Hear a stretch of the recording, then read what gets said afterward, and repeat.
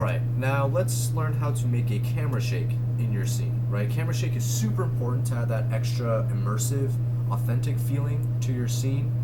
Even a very, very subtle camera shake will really elevate the overall tone and mood of your animation. You know, movies, video games do this all the time.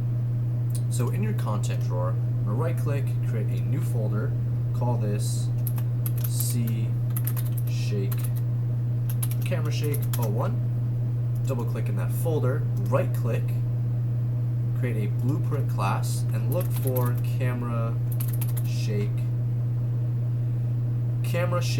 base right here. And then select. I'm gonna call this C Shake 01. Double click that. This is our event graph. I'm gonna change the root shake pattern here to a Perlin noise camera shake pattern. I'm going to open up location, rotation, and timing. Now for timing, for the camera shake to last the entire duration of your timeline here, you want to set this all to 0.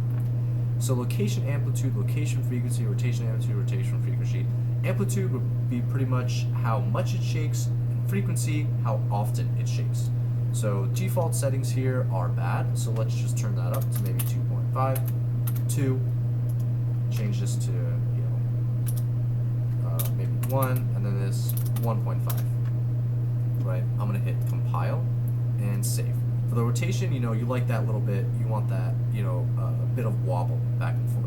You can change these settings to make us look like we're even walking through the scene as like a first person view. So to add that to your camera component, you want to hit this little track button, go up to where you will see your camera shake that you created, and then C shake, which is what we just created.